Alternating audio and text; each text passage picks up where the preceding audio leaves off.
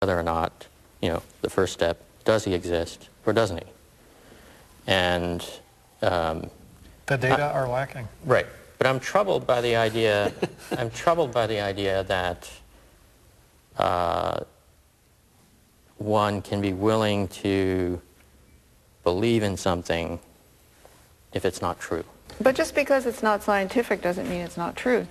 If reality is sitting in the middle of the table and we all are looking through a different window and a wall around the table, to me, science is just one of those windows looking there, and I can go over there and see a window, the art window, I can see the religion window, I can see the music window of reality. It's just, I don't understand why science in our age, by some people, is regarded as sort of the be-all and end-all of reality. Or right. religion. That's your experience. The question is, I think, for me anyway, in terms of organized religion, to what extent can somebody claim that their beliefs are true and that your beliefs are false? Right. Well, that's a real, I mean, that true for you or human... true for all? And if you want to say true for all, there has to be a common standard for evaluating those claims. Take a hypothesis or a theory, apply it to the facts. If the data doesn't fit the theory, you either have to discount the data and somehow explain it away, or you've got to modify your theory.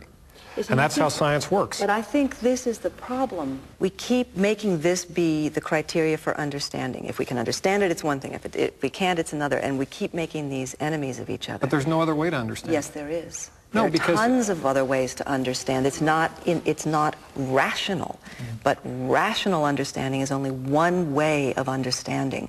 And we have become such slaves in the West, and certainly in this country, to only intellectual cognition is only one way of understanding. No.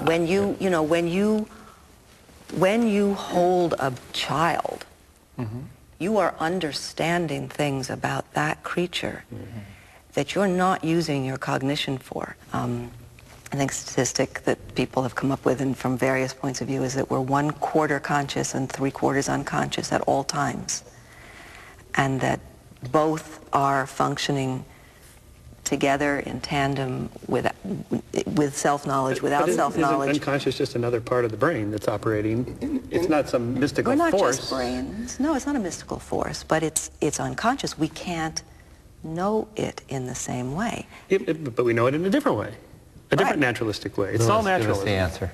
I think the tricky part of this discussion and the sort of the pink elephant in the middle of the table that we're not talking about is really going to come down to experience. Yes.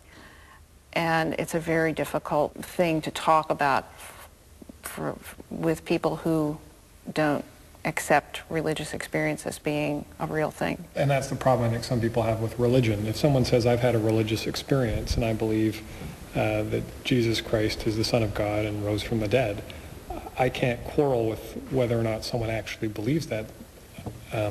Perhaps they do. The question is whether I should believe it as well, and whether or not the coercive power of the church or the state should be brought to bear to get me to believe that same thing, or whether my life would be better for it. When he went to boarding school, C.S. Lewis reacted against what he felt was a disappointing and dull religious faith. The fussy, time-wasting botheration of it all. Hymns were extremely disagreeable to me. Of all musical instruments, I liked the organ least.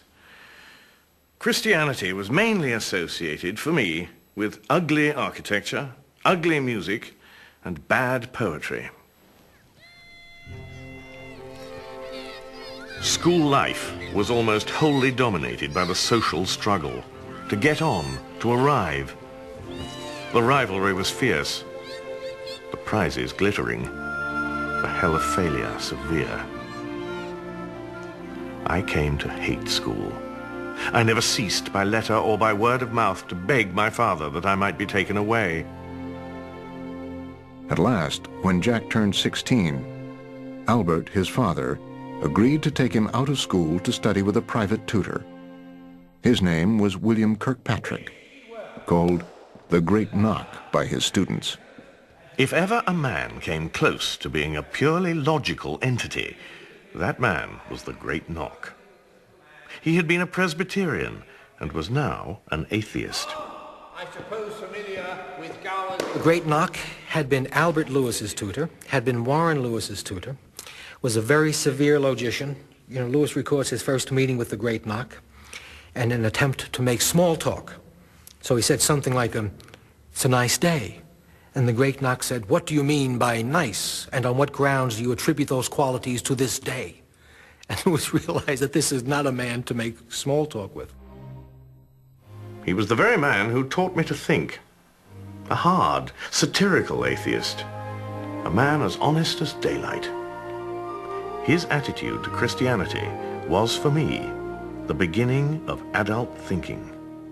The impression I got was that religion in general, though utterly false, was a natural growth, a kind of endemic nonsense into which humanity tended to blunder.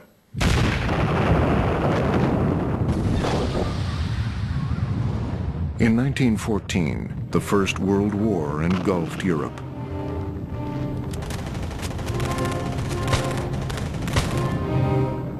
Three years later, at the age of 17, Lewis won a coveted scholarship to Oxford University. But before his freshman year was over, he decided to enlist in the British Army.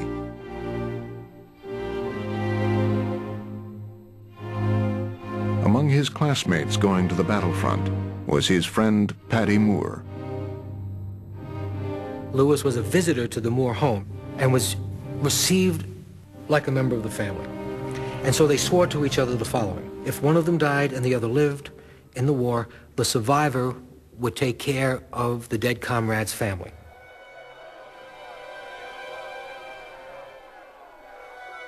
The war was a kind of crusade to the youth of Europe. They were convinced that the enemy were demons. They were convinced that theirs was a cause worth dying for. And 9 million did.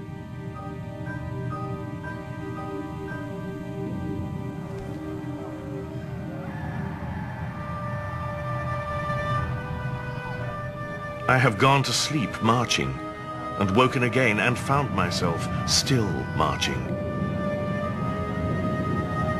The frights, the cold, the smell of high explosive, the landscape of sheer earth without a blade of grass, the horribly smashed men still moving like half-crushed beetles.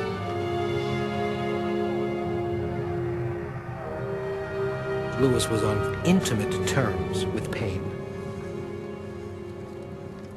He was wounded in World War I. He saw the sergeant who had saved his life blown up next to him.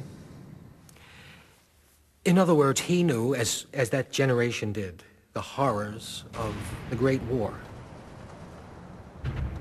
He thought God was at fault for causing the suffering he saw in the First World War. That was God's fault. He shouldn't have allowed that to happen. He thought he was a blackguard. That is the way he described God in his own poetry. 14th of May, 1918. Paddy has been missing for over a month and is almost certainly dead. Of all my own particular set at Oxford, he has been the first to go. And it is a bitter irony to remember that he was always certain that he would come through. After the war, Lewis returned to Oxford. Good to his word, he set up house with his dead comrade's mother and sister, Janie and Maureen Moore. She was mother surrogate, she was a companion, and of course she was a comfort to him as well. I mean, there was this household, it was home for Lewis. Home, this idea of home. This matters very much. The early loss of my mother, great unhappiness at school, and the shadow of the last war, and presently the experience of it, had given me a very pessimistic view of existence. My atheism was based on it. Life experience turned Lewis away from faith in God. But Freud believed that his atheism was the result of an intellectual process.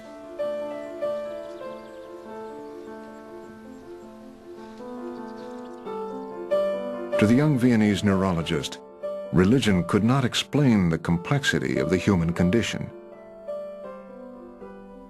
This problem led him to the most critical insight of his life and his work. Freud gets a fellowship